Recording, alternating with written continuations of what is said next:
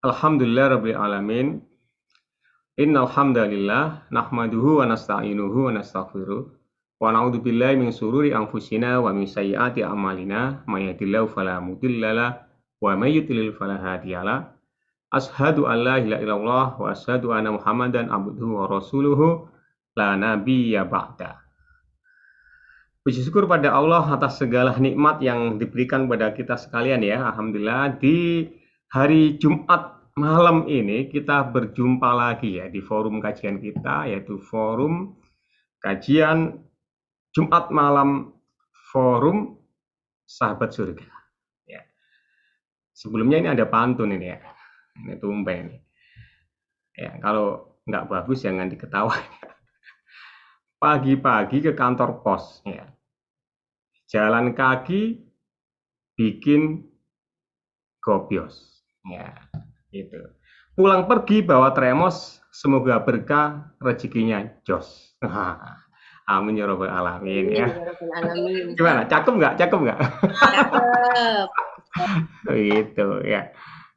Teman-teman sekalian yang saya cintai dan saya banggakan semuanya, Masya Allah. Saya tidak bisa menyebutkan satu-satu ya rekan-rekan sekalian. Ya, khawatir kalau saya sebut satu nanti yang lain nggak kesebut nggak enak.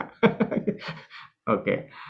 Kalau sekalian, alhamdulillah tadi saya sangat merinding ya, sangat kok merinding apa ya, sangat bangga, kagum ya sama anak-anak tadi. Tadi ada Ananda putra Mbak Fitria tadi siapa namanya Darel ya, Darel Firdaus, Masya Allah.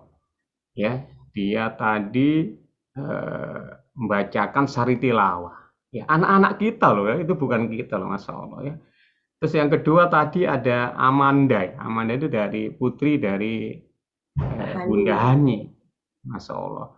Jadi spesial ya, spesial kayak yang sebelumnya nggak ada nih anak-anak seperti ini dan ada proklamasi ya. Memang ini eventnya tepat. Memang kajian kita nggak pas tanggal 17 sih, tapi saya kira kita sebagai anak bangsa gitu ya, dan saya kira panitia ini sangat oke ya, momentum yang baik kemudian menghadirkan anak-anak kita untuk membacakan proklamasi ya, dan ini sangat menggugah ya. Mudah-mudahan anak-anak kita semua ini ya diberikan kesehatan dan jadikan anak-anak yang soleh dan soleh, amin ya robbal alamin. Tapi sebelumnya saya izin ini ya, izin ya. Saya kagum saya tadi. Mana tadi Amanda sama Darel tadi? Saya mau ngasih apresiasi nih, boleh nggak ya? Boleh ya. Sebentar aja. Boleh. Amanda, Darel tadi mana Darel? Assalamualaikum Darel, hidupin. Waalaikumsalam. Waalaikumsalam. Darel, nama lengkapnya siapa Darel? Darel Firdaus Arkananta. Darel Firdaus Arkananta, Masya Allah. Bagus, bagus. Nama saya kalah bagus ya. Kelas berapa deh anak? Kelas 7 SMP. Kelas 7 SMP. Masya Allah saritalnya udah bagus ya. Ustadz sangat respect sekali ya. Kelas 7 SMP. Saya mau ngasih surprise ini, hadiah ini. Tapi bisa nggak baca satu surat pendek? Apakah dihafalkan? Surat apa yang hafal? Dibaca coba. Bisa nggak? Bisa. Satu surat ya. Surat apa? Yang pendek aja.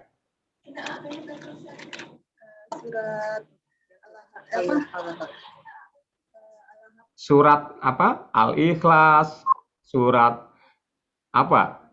Al-Alaq atau apa? Surat apa? Al-Kafirun. Al-Kafirun ya. Ayo silakan. Kita dengarkan ya, ayah Anda, Bunda. Masya Allah, saya terharu nih. Silakan. Bismillahirrahmanirrahim. Qul ya ayyuhal kafirun la a'budu ma ta'budun wa la antum abiduna ma a'budu wa la ana abidum ma abadtum wa la antum abiduna ma a'bud. Lakum dinukum waliyadin. Sadaqallah. Sadaqallahul adzim. Masya Allah, alhamdulillah. Untuk Ananda Darel nanti dapat hadiah dari Ustadz, ya, Terima kasih. yaitu bisa dipakai untuk beli pulsa kalau sekolah daring, ya. Ustadz saya kasih 50.000, nanti saya transfer ke Ibunda ya. Alhamdulillah. Ini kejutan surprise ya, yang rajin belajar, Masya Allah ya. Oke, terima kasih. Nah, nanti siapa? Tadi ada Ananda atau siapa? Siapa lagi ya dari anak-anak? Mungkin Bunda ada yang sama anak-anak ini. Siapa yang mau dapat surprise? Bacakan surat-surat pendek. Ayo. Tadi Amanda, saya ingin tahu Amanda nanti. Bunda Hani mana Bunda Hani?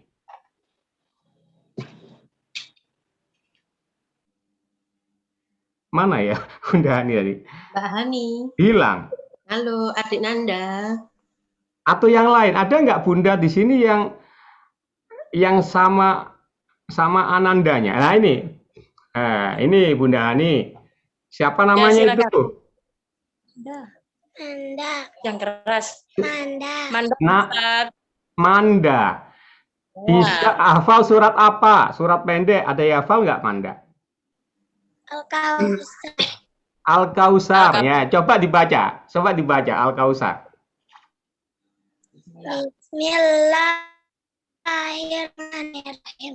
Inna a'tayna kal-kausar fasholli li rabbika wanhar.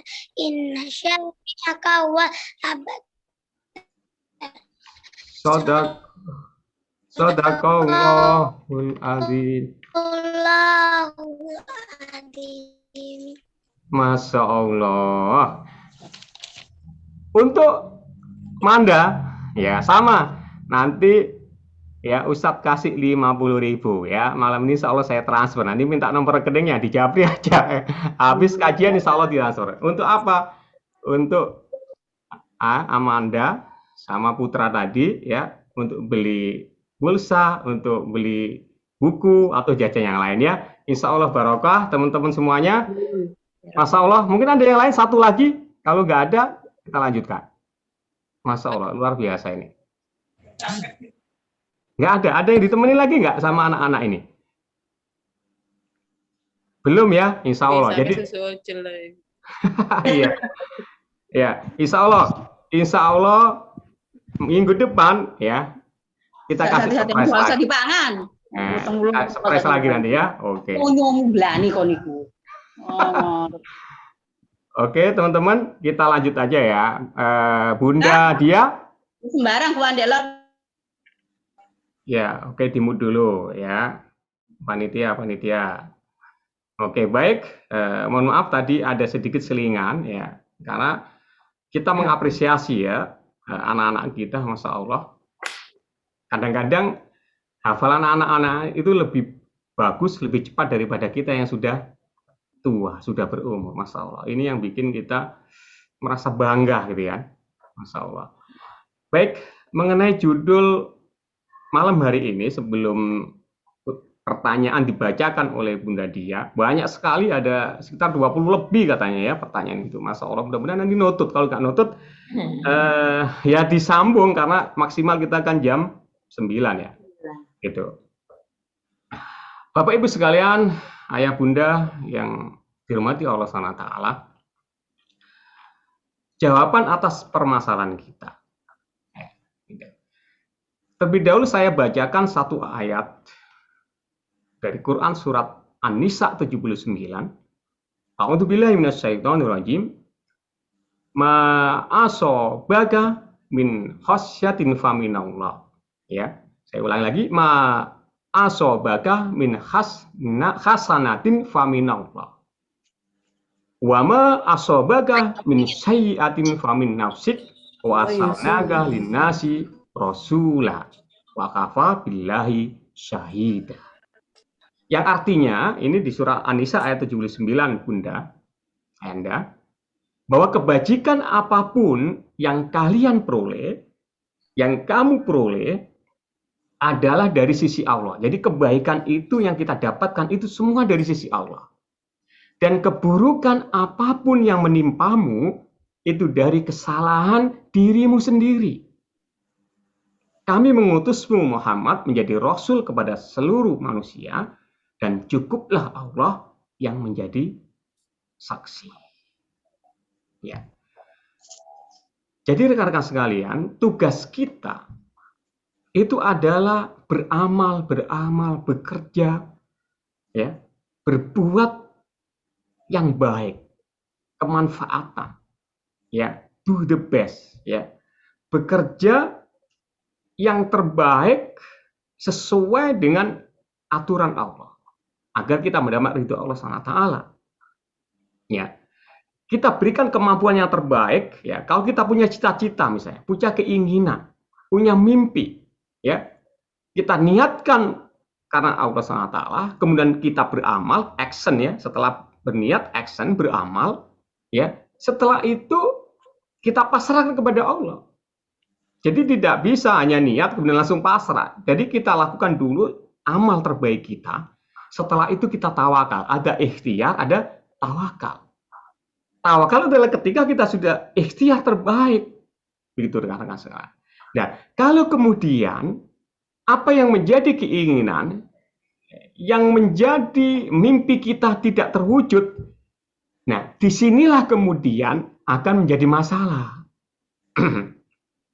Aku sudah bekerja lembur bertahun-tahun, kadang-kadang kaki dibuat tangan, tangan buat kaki, kayak sirkus jadinya kan.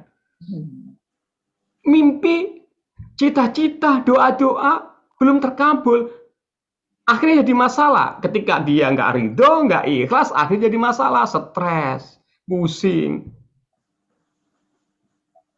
Kan begitu. Nah, maka manusia ini memang secara fitrah dipenuhi banyak masalah gitu. Karena kita akan terbebas dari masalah kalau kita sudah dipanggil oleh Allah SWT. Masalahnya pindah kemana? Ke ahli waris. Ya nggak? Gitu. Rekan-rekan sekalian yang dimuliakan Allah SWT, surat Al-Ankabut ya, firman Allah dalam surah Al-Ankabut ayat 2-8, Allah berfirman, ahasiban nas ayutsraku ayyakulu amanna wa hum la yuftanun. Apakah manusia mengira bahwa mereka akan dibiarkan hanya dengan mengatakan amanah, kami telah beriman, kemudian tidak diuji lagi, kemudian mereka tidak diuji lagi? Enggak, teman-teman. Ternyata di ayat berikutnya Allah berfirman, walaqad fatannal ladina min qablihim fala ya'lamannallahu alladina shadaku wala ya'lamannal kadhibin. Dan sungguh kami telah menguji orang-orang sebelum mereka. Supaya apa? Allah akan mengetahui orang-orang yang benar sesuai dengan janjinya, dan pasti juga mengetahui orang-orang yang dusta, yang keimanannya hanya bohongan, dusta. Rekan-rekan sekalian, sekali lagi, yang sering terjadi adalah ketika kita sudah berusaha nggak terkabul, maka disitulah kemudian ada masalah. Padahal tugas kita itu hanya berikhtiar semaksimal mungkin, kemudian kita sempurnakan usaha ikhtiar tersebut, kemudian kita pasrahkan kepada Allah. Itu disebut tawakal. Dan hasilnya Allah yang menentukan. Maka kita ridho apa enggak. Nah, rekan-rekan sekalian, apa sih bedanya ridho dan ikhlas? Bunda Dia, apa kira-kira ya? Kita sambil yang lain juga boleh. Ridho sama ikhlas itu apa bedanya? Atau contohnya lah gitu ya. Ayo. Aku ridho ini, nah misalnya. Bukan ridho Roma ya. Ridho Roma itu video klipnya ngenes itu yang apa itu sih? Sekarang nggak menarik lagi Ustaz Ridho Roma. Oh gitu ya. Oh ya, nggak tahu saya. Nah, ya, ngomong-ngomong apa bedanya ridho sama Roma? Ridho dan ikhlas. Ini misalnya begini, kalau kita sudah bekerja, kemudian nggak dibayar, itu ridho apa ikhlas? Ikhlas. Ikhlas. Kalau kita melayani suami, ikhlas. Ikhlas apa ridho? Ridho. Ikhlas. Kalau kita melayani suami atau istri dengan baik, itu harus ikhlas apa ridho? Ridho. Ada yang lain nggak? Ayo, ada yang lain nggak? Ini ikhlas sama ridho. Kalau ikhlas sama ridho belum beres, nggak lanjut ini. Ridho. Oke, sekarang gini, saya kasih contoh lagi. Saya sudah bekerja, seharusnya dapat gaji, tapi bosnya kabur. Kita nggak dapat gaji, ridho apa ikhlas? Ikhlas. Ridho. Mulai bingung nih. Wes gini aja, supaya enak. Kalau tas kita dijambret orang, kita harus ridho apa ikhlas? Ikhlas. Nah, kan? Ridho apa ikhlas? Ikhlas. Wes gini. Kita milih dicopet apa mencopet? Malah bingung. Dua-duanya, Ustaz. Dua-duanya. Oke, gini. Teman-teman, ini masih ada yang kurang matching ini gitu. Apa sih bedanya ridho dan ikhlas? Aku ridho, nggak dicintai. Ya. Loh, ketawa. Ini serius, Re. Soalnya ini sebenarnya sering kita ucapkan, tapi nggak tahu apa itu ridho atau ikhlas. Betul nggak?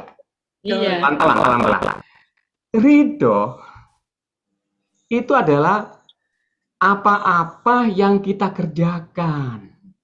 Makanya amal kita harus ikhlas karena Allah. Jadi kita pelakunya. Jadi kita yang mengerjakan. Berarti kalau saya melayani istri, berarti harus ikhlas. Kalau jenengan ibu-ibu melayani suami, itu ikhlas apa ridho? Loh kan? Ikhlas. Ikhlas karena jenengan yang bekerja. Berarti kan karena Allah. Betul nggak? Ikhlas karena Allah Ta'ala. Yes, betul. Nah, kalau jenengan sudah ikhlas karena Allah, terus tiba-tiba suaminya macem-macem, misalnya contoh ini, suami bosan di rumah, kemudian minta, kemudian dia, ridho apa ikhlas? Ridho. Tiba-tiba suami, misalnya sih meninggal misalnya, ridho apa ikhlas? Ikhlas. Ridho karena ini di luar kuasa kita, Fred. Lian dah benci Ustaz. Iya, itu berarti nggak ridho. Betul nggak? Teman-teman, jadi sudah jelas ya. Jadi kalau kita dicopet, berarti kita harus ridho. Ikhlas, Ustaz. Oh iya, tapi bahasanya ridho karena itu bukan kita yang lain, orang lain. Artinya kita korbannya, betul nggak? Iya, betul. Karena kehendak Allah, karena irodat Allah, gitu kan? Jadi kita harus menerima ikhlas, itu dinamakan ridho, menerima takdir itu ridho. Gitu. Tapi kalau kita beramal, maka amal kita itu harus ikhlas karena Allah. Oke, clear ya? Nah, itu dulu. Teman-teman, ada 3 rumus ya dalam menghadapi masalah. Ya, bahwa ujian itu meningkatkan kualitas hidup. Ya, itu banyak dalilnya. Ya, meningkatkan kualitas hidup sama dengan kalau anak-anak mau naik kelas ada ujiannya apa enggak? Ada. Berarti kalau ada ujian berarti ada kenaikan ke kelas. Kalau ujian kehidupan dari Allah, maka kualitas kita akan naik, teman-teman. Ya, yang perlu kita pahami bahwa berdasarkan ayat tadi, surah Al-Ankabut tadi, bahwa ujian itu pasti ada. Dan ujian dibikin Allah pertama adalah untuk meningkatkan kualitas hidup kita. Dan yang kedua adalah ujian hanya diberikan kepada yang sanggup.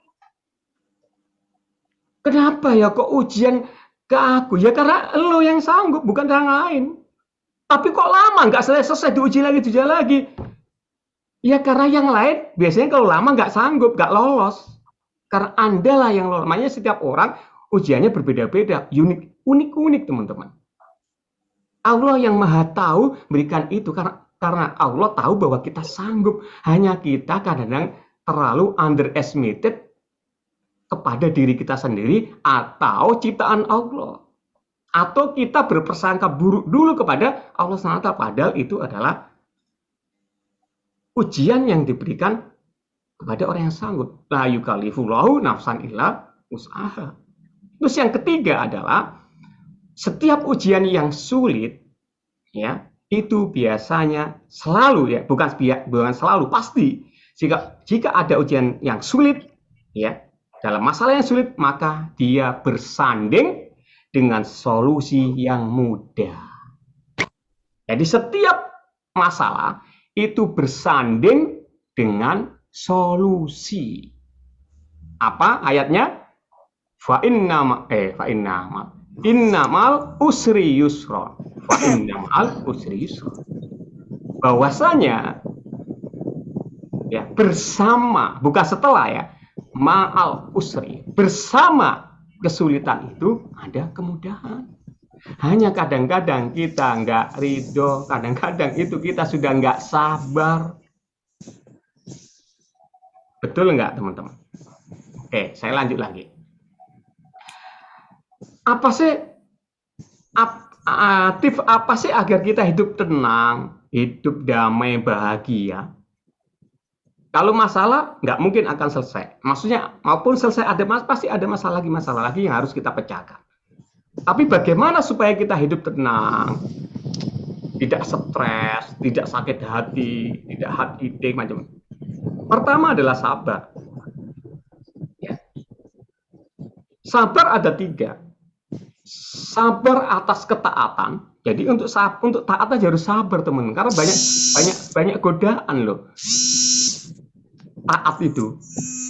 Kalau taatnya nggak sabar ya, nyumbang sini, nyumbang sana, bantu sini, bantu sana, kemudian diposting jadi ria.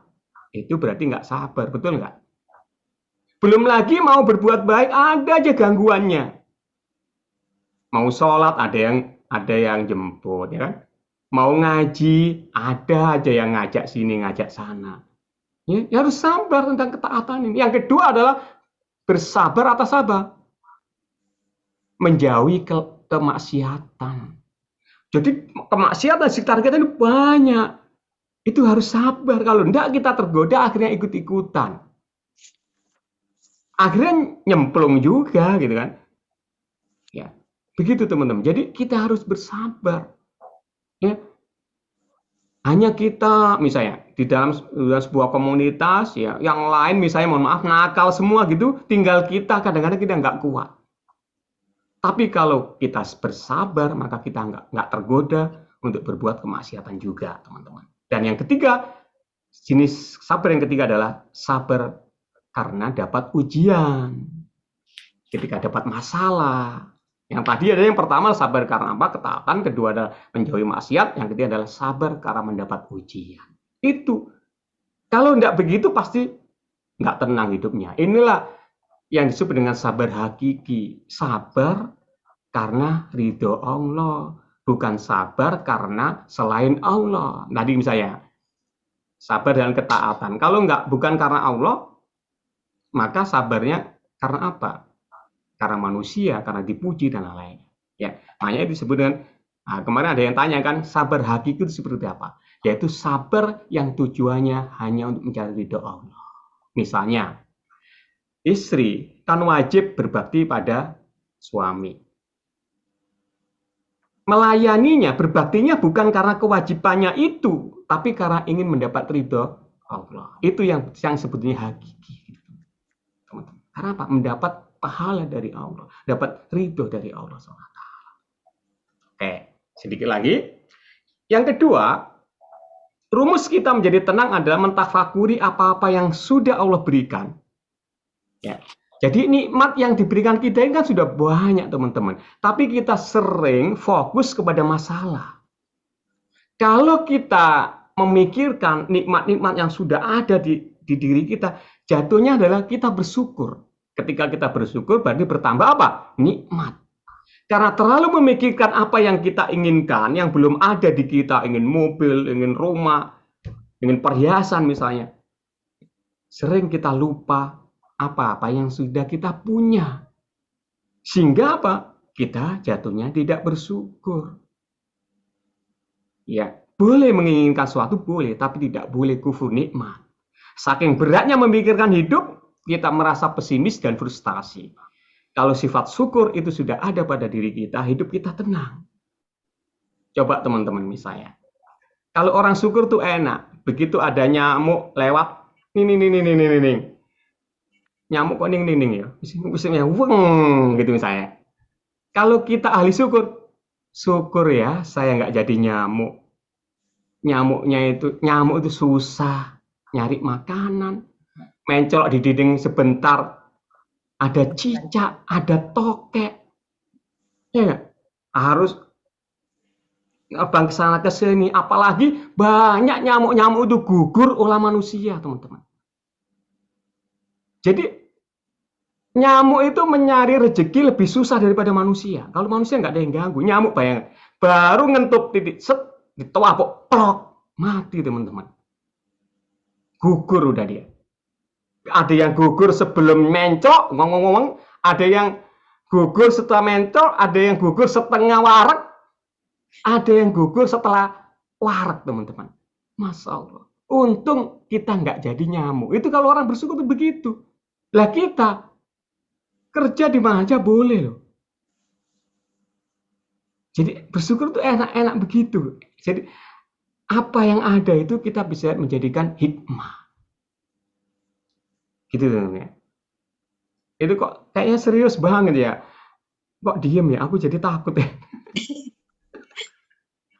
Oke, sedikit lagi. Ini menghayati apa mau menerkam aku ini? Aku kaget. Menghayati Ustaz. Oke.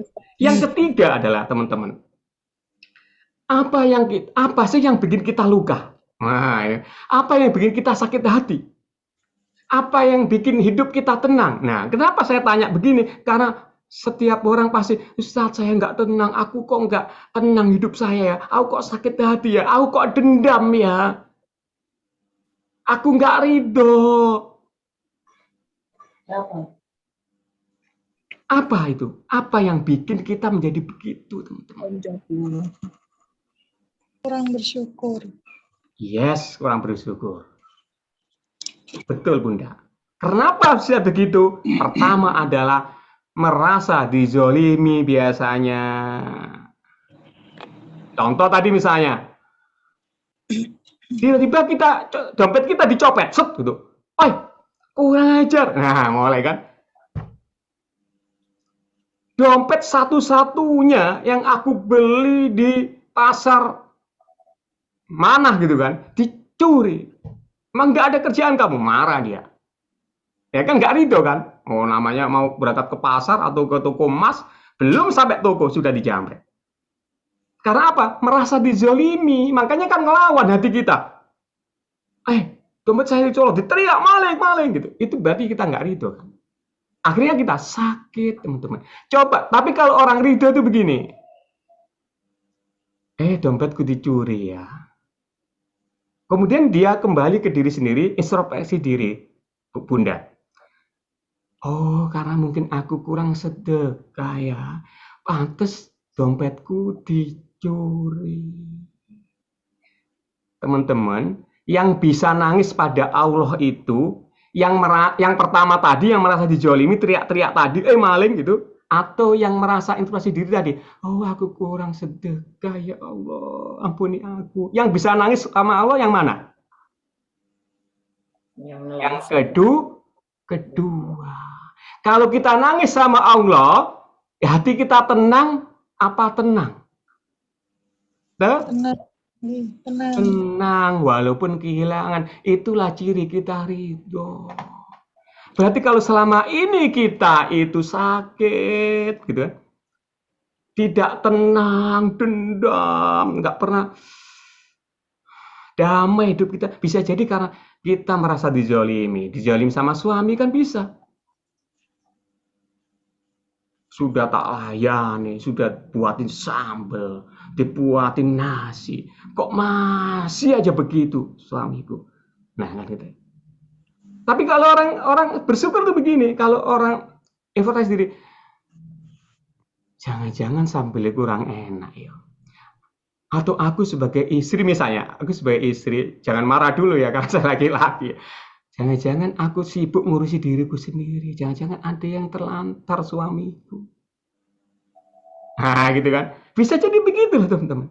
Sebaliknya suami sama istri juga begitu. Jadi beda, menyikapinya beda. Orang yang ridho, nggak ridho itu sudah beda.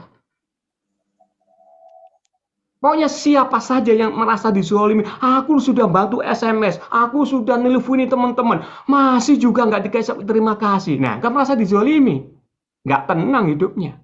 Padahal yang nyuruh-nyuruh tadi sudah lupa itu, sudah bisa tidur nyenyak. Justru orang yang merasa dizolimi nggak bisa tidur nyenyak. Aku sudah nyumbang paling banyak lagi di grup itu, kok nggak diumumkan? Zolim itu panitianya.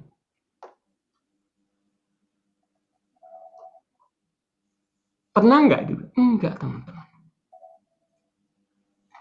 Itu yang merasa dizolimi. Rekan-rekan sekalian, orang yang tidak bersyukur selalu penuh amarah, dendam, dan sakit hati. Yang kedua, orang yang tidak bersyukur tidak bisa menangis di hadapan Allah karena penuh amarah. Orang yang tidak ridho tidak bisa menangis kepada Allah. Bisa menangis tapi tangisan derita.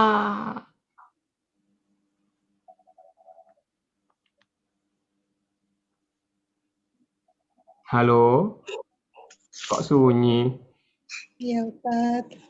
Memahami Ustaz. Memahami. Ya, betul. Nah, itu tadi. Merasa apa? Ini kunci teman-teman. Orang yang nggak hidupnya tenang itu merasa pertama tadi, merasa dijolimi. Yang kedua adalah dia fokus pada kelebihan atau jasanya sendiri. Pasti nggak tenang. Nah, kasih contoh ya. Saya itu dulu yang membiayai. Saya loh dulu yang ngasih, yang nyekolahin dia. Oh, dia tuh dulu yatim piatu. Coba kalau nggak ada aku.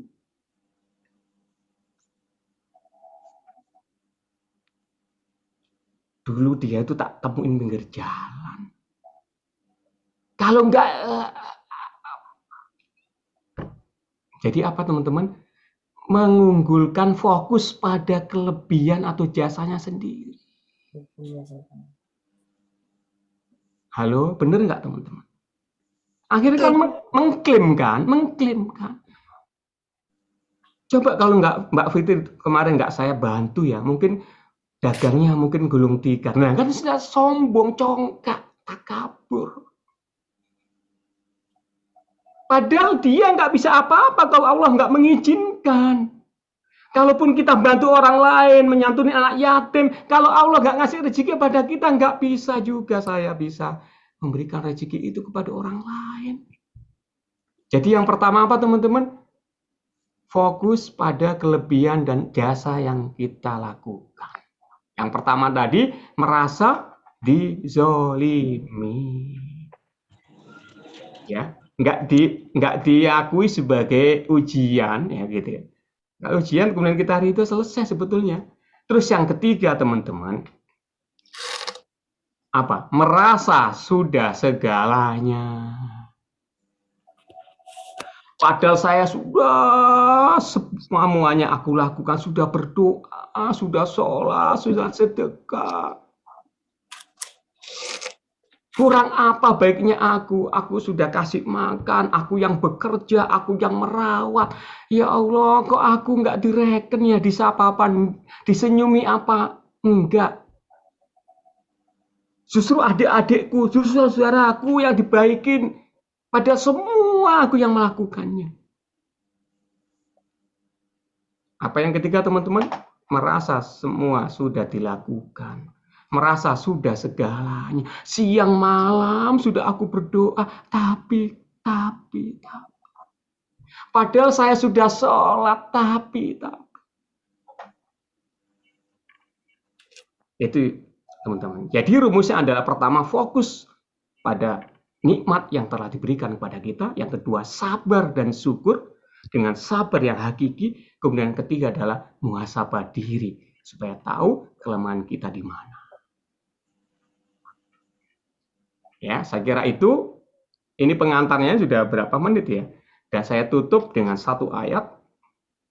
Ya. Innallaha la yughayyiru ma biqaumin hatta yughayyiru ma bi anfusihim. Sesungguhnya Allah tidak akan mengubah keadaan suatu kaum sebelum mereka mengubah keadaan mereka sendiri. Surat Ar-Ra'd ayat 11. Ya. Demikian dari saya kembalikan ke Bunda Dia untuk membacakan amanah, titipan, pertanyaan ya teman-teman untuk FOS.